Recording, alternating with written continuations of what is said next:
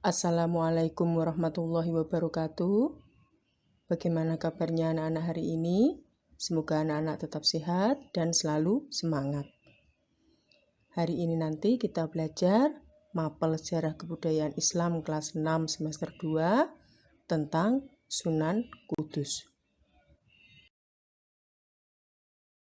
Baik anak-anak, sebelum belajar mari kita awali dengan membaca basmalah terlebih dahulu. Bismillahirrahmanirrahim. Yang pertama kita belajar tentang biografi Sunan Kudus. Siapakah ya Sunan Kudus itu? Mari kita belajar tentang Sunan Kudus. Sunan Kudus atau Ja'far Shodiq Asmad Khan adalah putra Utsman Haji bin Ali Murtado, saudara kandung Sunan Ampel. Ia adalah cucu buyut Syekh Ibrahim Asmarokondi dan silsilahnya bersambung sampai ke Rasulullah Shallallahu Alaihi Wasallam melalui jalur Sayyidina Husain bin Fatimah bin Rasulullah Shallallahu Alaihi Wasallam. Sunan Kudus ini belajar ilmu agama kepada ayahnya, yaitu Raden Utsman Haji atau Sunan Ngudung. Ia juga berguru kepada Kiai Telingsing. Siapakah Kiai Telingsing itu? Beliau adalah seorang Cina Muslim bernama asli Delingsing. Sunan Kudus juga belajar ilmu agama di pesantren Ampel Denta. Anak-anak, mari kita lanjutkan lagi ya tentang belajar biografi Sunan Kudus. Raden Ja'far Shodiq muda ini pernah diangkat menjadi senopati atau panglima kerajaan Demak, menggantikan Sunan Ngudung ayahnya. Ia diberikan tugas memperluas wilayah kerajaan Demak sebagai pusat pengembangan agama Islam masa akhir kerajaan Majapahit.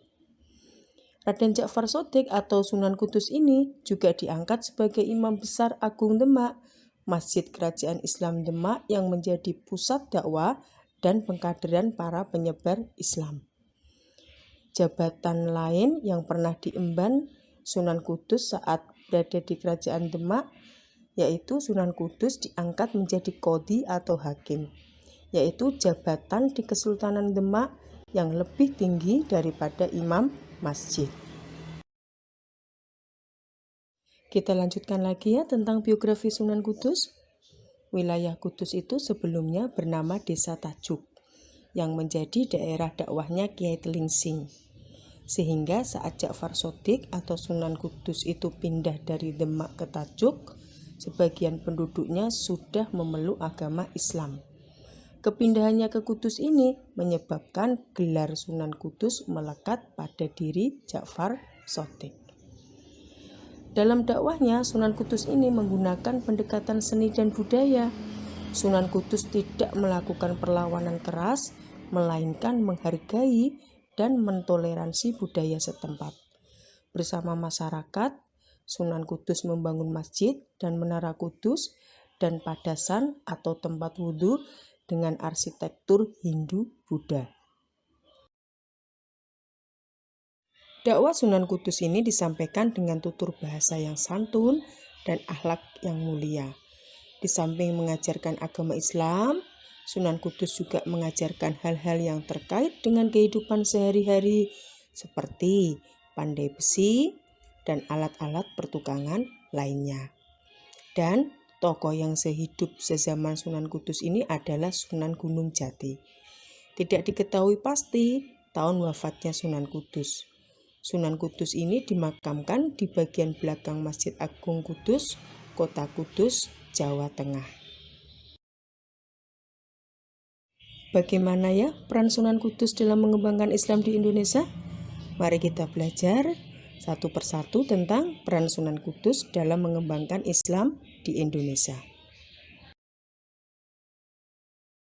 Yang pertama, peran Sunan Kudus dalam pengembangan Islam di Indonesia adalah mempelopori toleransi beragama. Toleransi beragama ini artinya adalah saling menghormati dan menghargai antar pemeluk agama.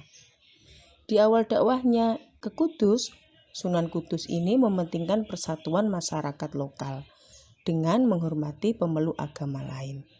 Sunan Kudus ini melarang menyembelih sapi pada saat pelaksanaan ibadah kurban. Hal ini dilakukan sebagai bentuk apa?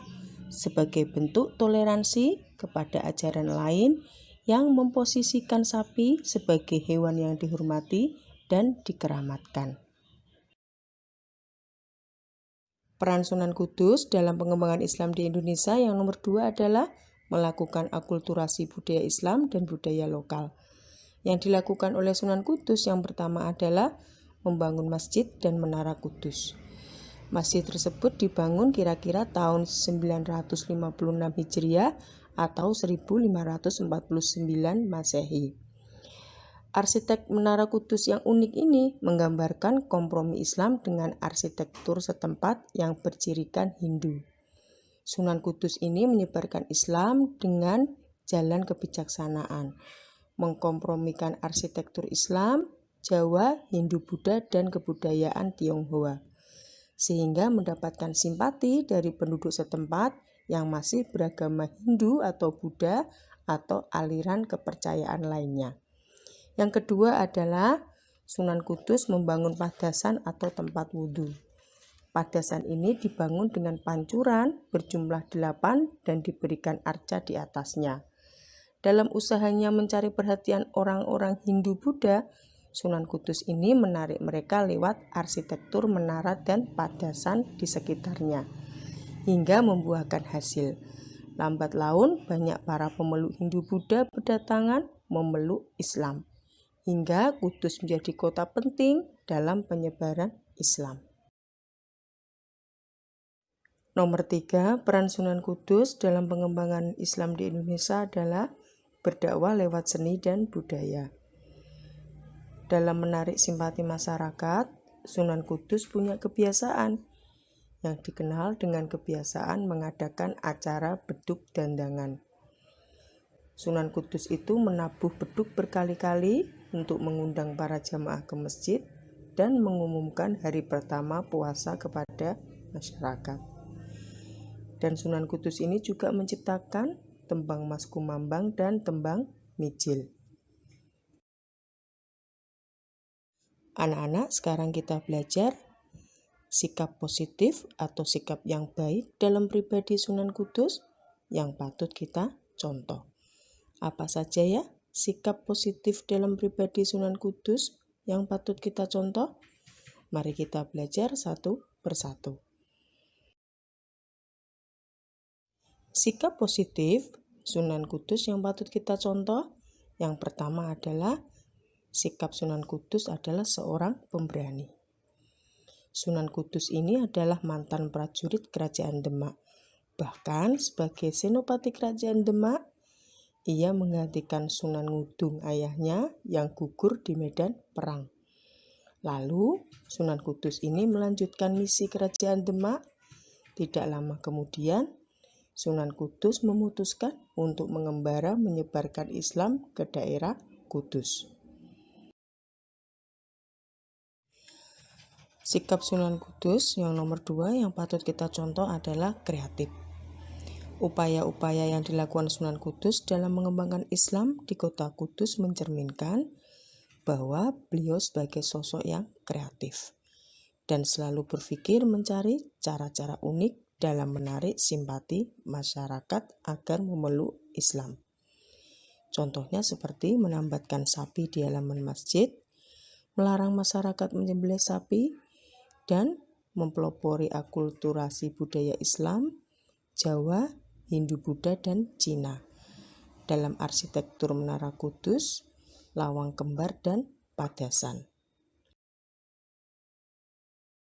Sikap positif yang perlu kita contoh dari Sunan Kudus yang nomor 3 adalah Sunan Kudus adalah seorang seniman. Sunan Kudus ini dikenal sebagai pencipta tembang Mijil dan Mas Kumambang. Tembang itu adalah puisi tradisional Jawa yang muncul di akhir Majapahit, diciptakan oleh para wali songo. Lewat tembang-tembang yang diciptakan ini dan disebarkan ke masyarakat, Sunan Kudus menyisipkan ajaran Islam melalui isi tembang, sehingga dengan mudah diingat oleh masyarakat. Sikap positif Sunan Kudus yang patut kita contoh nomor 4 adalah Sunan Kudus merupakan seorang yang santun dan toleran.